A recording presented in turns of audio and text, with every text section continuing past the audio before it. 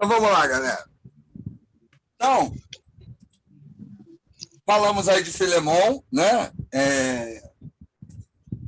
Das cartas da prisão, né? Chamadas cartas da prisão. Tem um texto que eu gosto muito, que é Efésios, né? Eu gosto de trabalhar muito ele, que é aquele texto que o pessoal fala de potestade, né? Demônio. Volta e meia eu estou falando dele aí numa aula. Não tem nada a ver com potestade, demônio, né? São os governos. Alguns de vocês aí já passou, já viu isso. As cartas pastorais, gente, elas são textos muito importantes para a gente poder trabalhar. Vocês estão fazendo seminário, né, alguns de vocês, para serem pastores, outros, né, aí na área de educação religiosa, né, vão ser pastores, pastoras, educadores, educadoras, né, professores, professoras. E assim, na vida ministerial, seja o cargo que você tenha, sempre vai ter um problema, né? Sempre vai ter uma dificuldade, sempre vai ter aquele momento de dúvida, sempre vai ter aquele momento que você pensar assim, o que eu faço, né, e tal. E nem sempre você vai ter alguém que seja, como é que eu vou dizer? Que seja o seu guru, né, o seu pai espiritual. Há um tempo atrás aí o pessoal inventou essa palhaçada de pai espiritual, né? É o pai de santo gospel, que aí você ia lá na igreja do cara, o cara te batizava de novo, aí você virava ovelha do cara. Aí você era pastor, era um monte de coisa, o cara te arrebanhava, né? Ele era o guru, era o coach, né? O cara pega o negócio da sociedade, a coisa secular, e quer inventar para a igreja. E muita gente ganhou dinheiro com isso, né? E muita gente foi nessa, né? Porque, naturalmente, como seres humanos, a gente quer alguém que nos guie, né? A gente quer alguém que nos influencie, né? Que, de alguma forma, referende, né? As nossas decisões e coisas desse tipo. Isso é natural do ser humano. Mas, assim, muita gente boa caiu nessa papagaiada.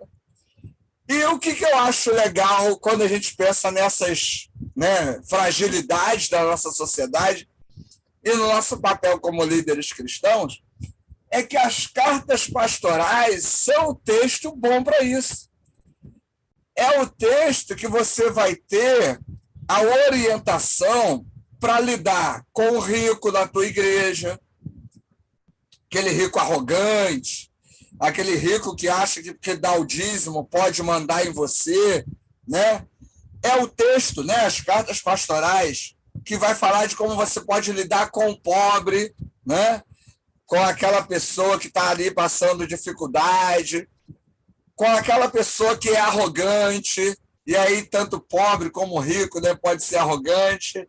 Isso aí não é uma característica que pertence, né, exclusivamente à questão e ao nível social da pessoa. É um texto que fala sobre como lidar, né, com aquelas classes oprimidas, né, com aquelas pessoas que geralmente sofrem, né, a viúva, né, a mulher, a criança, né, da importância da vida de uma leitura bíblica, uma vida devocional. Enfim, são textos justamente pastorais, textos que nos orientam, né, como cuidar, textos que cuidam da gente. Adiantando aí um tema, né, quando a gente fala do dom de pastor, o Novo Testamento vai falar, né, tem o dom de pastor,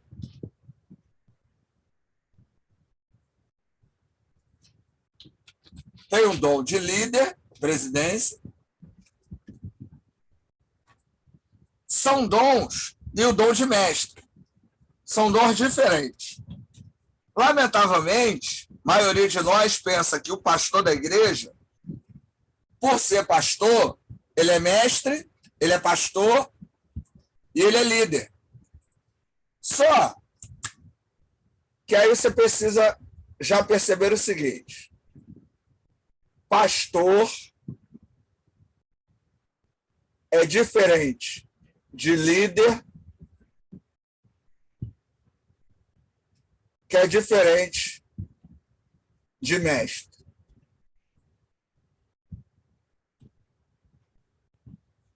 O que é o dom de pastor ou pastora, né? O dom aqui pode ser para homem ou para mulher. Aliás, a Bíblia não é contra o ministério feminino. Quem é contra o ministério feminino é pastor. Tem pastor aí que é contrário. Ou o cara coloca a esposa dele como pastora, que isso não tem nada a ver, né? Só se ela realmente tiver o dom, a vocação, aí legal. Mas o dom de pastor pode ser para homem ou para mulher, né? Qualquer outro dom. O dom de pastor é aquele e aquela que cuida do outro. Você conhece alguém assim? Deve ter alguém assim na sua igreja. De repente você é assim. É aquela pessoa que se importa, é aquela pessoa que está junto, é aquela pessoa que se comove, que se emociona. Eu tenho um colega que é assim, ele é pastor, Antônio Júnior, né, ligado aí à denominação, eu sou ele pra caramba, carreirista, né, a gente foi seminarista na mesma igreja, eu fui auxiliar dele, que para ele foi uma grande furada, né, porque ele era fundamentalista, ele ainda é, né, e eu não sou, eu zoava ele pra caramba, mas foi bom, foi um bom momento, a gente era amigo, né, então era muito legal. Mas ele é um tipo de pessoa assim, que ele é pastor, ele chora. A gente ia muito a enterro, de vez em quando a gente vai a enterro junto, né, em pessoas que a gente conhece, e ele chora copiosamente, ele se comove, às vezes até mais que a família. Teve um dos enterros que a gente foi, que ele estava se derramando em lágrimas do meu lado. Eu falei para ele, eu falei, meu irmão, para com isso, cara. Nem a família tá. Eu falei, cara, mas eu gostava muito da pessoa. Cara, você vai pregar, como é que você vai pregar desse jeito? Eu ia dirigir o culto e ele ia pregar. Ele, não, eu consigo e tal. É o tipo de cara que numa mensagem, no meio da mensagem, contando uma situação triste, ele começa a chorar, né? Mas é uma pessoa assim, que se eu ligar 3 horas da manhã para ele, precisando, ele vai sair 3 horas da manhã, onde quer que ele esteja. E vai te ajudar, e vai estar lá. Ele tem esse dom de pastor, né? É um exemplo disso. Agora, ele é pastor, líder de uma igreja. Tem gente que não precisa ser líder da igreja para ter esse dom. Às vezes tem um diácono, uma diaconisa na sua igreja, aquela pessoa que cuida ali das pessoas, que visita, que está junto, que abraça, né, que dá a roupa do corpo, né, para poder estar junto ali com a pessoa. Isso é o dom de pastor.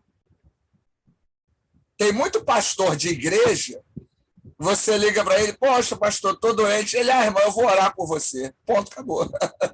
Não vai ligar mais, não está nem aí. Tá? Por quê? Porque ele não tem um dom de pastor. De repente é um cara maneiro, é bom, o cara é gente boa, mas não tem um dom de pastor. Né? Você vai virar para a pessoa e falar assim, pastor, eu estou sofrendo. Ele, poxa, que pena, né?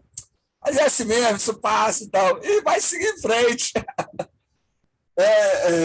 De repente o pastor, o líder da igreja, ele não tem o dom de pastor.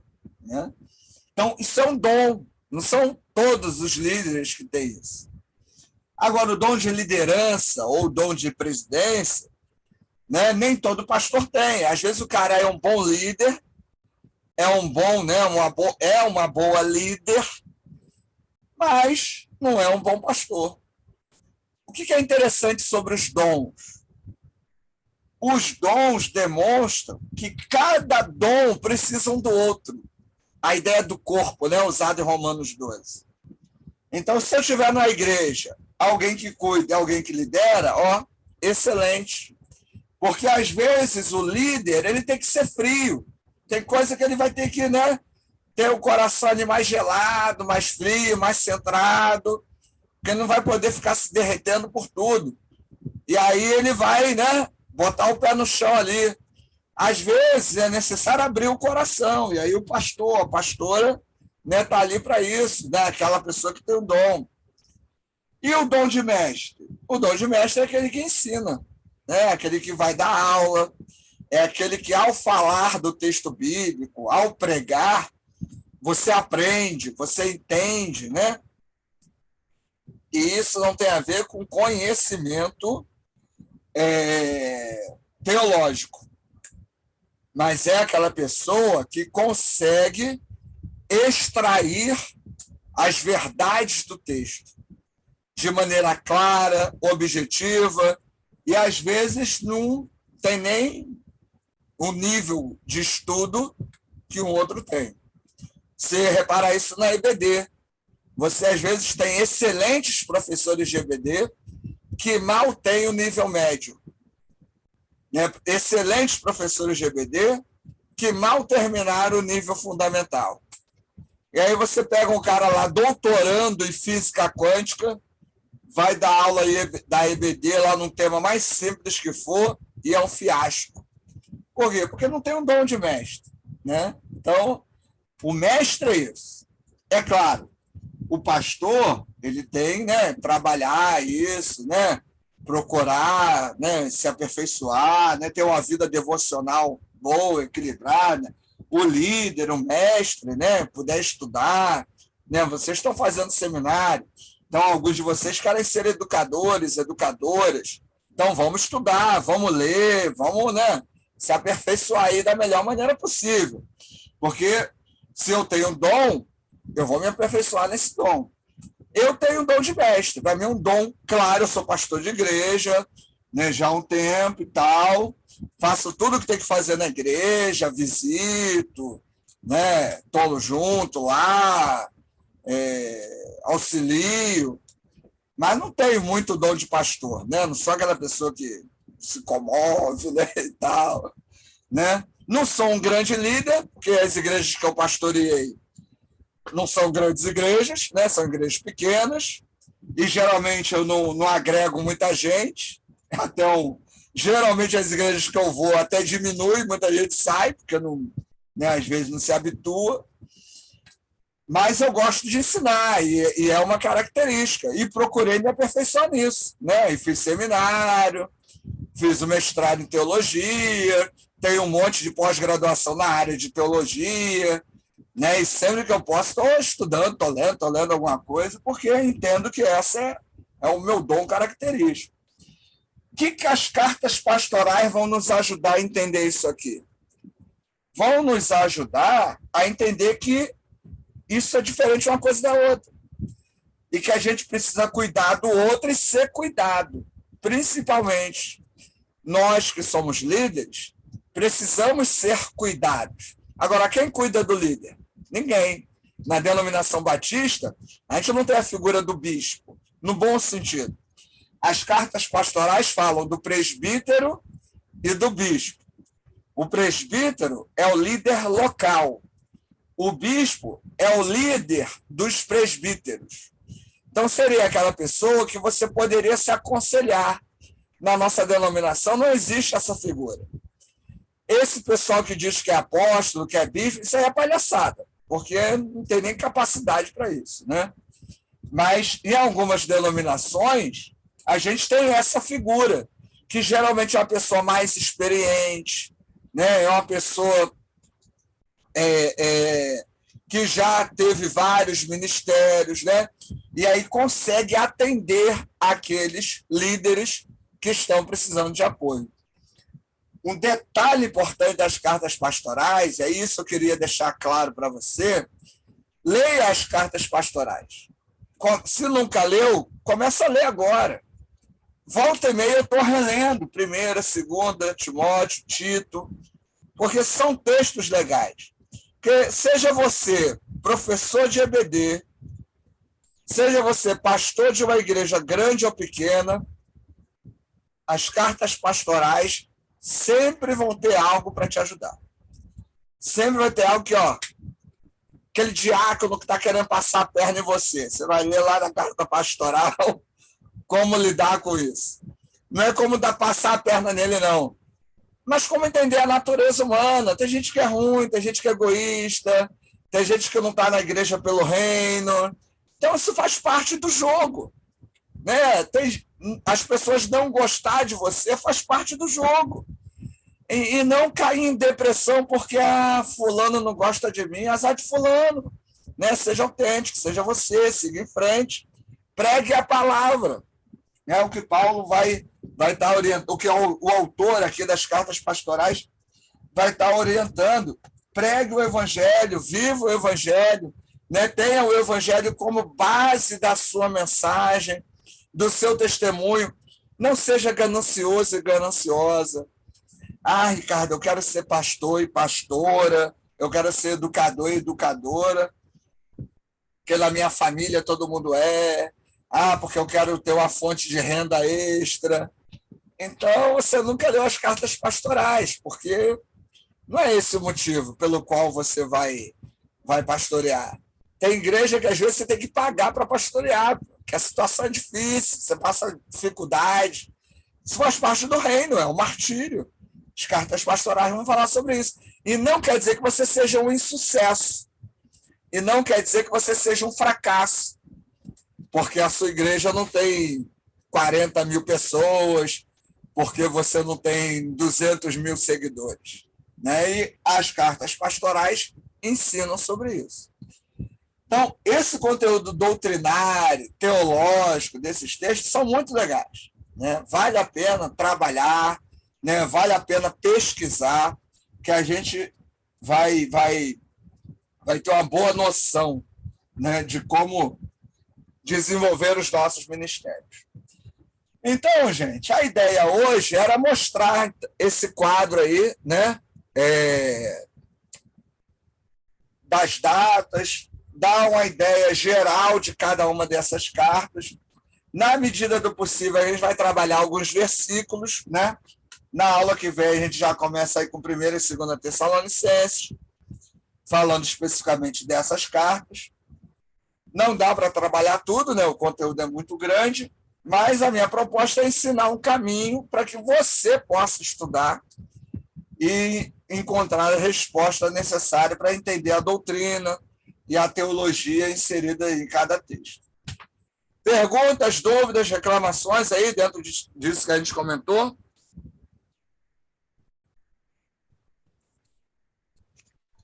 Ricardo. Eu? Vânia. Fala que eu te escuto. Você falou assim, os dons, né? Demonstram que cada dom necessita do outro. Pastor, aí eu peguei dom de cuidar. Mestre, dom de ensinar. E dom de liderança, só para eu resumir aqui. É o que preside, é o que lidera, é o que agrega pessoas, né? Geralmente o líder, né? Quem tem o dom de líder é aquele que agrega pessoas. É o cara que consegue levar a galera a fazer coisas que outros não conseguiriam, né? E isso dentro da igreja, né? A gente vai falar disso especificamente, que às vezes a pessoa é servente lá no trabalho dela. Não tem um cargo de CEO, né? Ou de presidente da empresa. O cara é servente lá na empresa. Mas na igreja o cara é o líder. O cara, vamos evangelizar, vai todo mundo evangelizar. Vamos para a favela dar alimento, que vai todo mundo dar alimento, que o cara agrega, motiva e, né, é o cara. Beleza? Professor, posso falar? Pode falar. Então, professor Regina, Sim. O dom de liderança é uma coisa assim que a gente observa de outros, porque a gente vai agregando gente, vai crescendo, de qualquer coisa que você toca a mão vai crescendo. Isso Nós aí. temos lá na nossa igreja... Está ouvindo? Estou ouvindo. Não, é isso aí, eu estou concordando. Então, nós temos um congresso na nossa igreja de mulheres, né, que é dentro da MCM, e a minha igreja está muito pequenininha, tá? Tem 36 membros. E nós, todo ano, conseguimos colocar esse ano que passou 150 mulheres no salão de festa para fazer um congresso de mulheres. Ah, legal. A gente começa a trabalhar uns 4 meses antes e ali a gente vende convite, a gente vai nas lojas pedir doação e ali a gente vai envolvendo aquelas mulheres e as mulheres vão entrando. Então, assim, somos 3 líderes de mulheres na nossa igreja que a gente faz um congresso para 150 mulheres. É lindo. E isso é um dom de liderança. É isso aí. E, assim, esse dom de liderança, ele é muito perceptível. Porque o líder, ele aparece, né? Ele, assim, num bom sentido, né? Ele vai agregar, ele vai realizar coisas. Eu não tenho esse líder. Eu sou um fracasso como líder, porque agregar, eu sou mais de dividir do que agregar, né? Mas às vezes tem gente que é arrogante, aí o cara fala assim, eu sou líder. Aí você pergunta, e o que você já fez? Não fiz nada não. Eu falei, então não é líder. O líder é muito claro, né? Alguns dons é muito claro, é muito evidente. A gente, quando começar a estudar os dons, a gente vai ver isso, entendeu? Agora, pensa aí o seguinte, gente, o pastor da igreja ou a pastora, necessariamente não precisa ter esses 3 dons, tá? Porque isso depende muito da igreja, depende muito da pessoa, né? Então, a pessoa pode ser um bom pastor, mas não ser um bom líder, não ser um bom mestre. Pode ser um bom líder e não ser um bom pastor, uma boa pastora, uma boa educadora, né? E aí, se você percebe, você que é líder, percebe uma deficiência na sua maneira de ser, agregue pessoas que possam te ajudar, entendeu? Não tenha medo de dividir o poder. O grande problema que a gente tem nas igrejas é que as pessoas têm medo de perder, né, a questão do ego. Não posso, eu não vou. Não tenha medo, né? É fantástico. As igrejas primitivas, elas nasceram da pluralidade, né? Elas eram fraternas. Você não tinha um líder. Você tinha pessoas, né, que agregavam, que juntavam, que ajudavam umas às outras. Quando um ou outro dava problema, veio a carta aos Coríntios. E aí Paulo vai e fala mal pra caramba, porque o pessoal começou a fazer divisão, né, começou a achar que um era melhor que o outro. E aí Paulo vai dizer que está errado, que não é assim, que todo mundo é de Cristo. Né? Então, é um ponto aí para a gente estar avaliando aí. Né? Mas legal, Regina. Bom aí, legal ter compartilhado aí. Mais alguma coisa, gente? Tranquilo? Então é isso aí. Por hoje é só, pessoal, como diz o Gaguinho. Semana que vem a gente continua. Tá certo? O professor vai ficar gravado a aula? Vai, assim que eu fizer o upload lá para o YouTube, eu mando para vocês. Tá bom, obrigada. Tchau, fica com Deus, pastor. Valeu, galera. Boa noite. Boa noite, pessoal. Boa noite. Tchau, boa noite. Boa noite, Boa noite. Ô, Dimar, você vai apresentar o trabalho na outra aula, tá?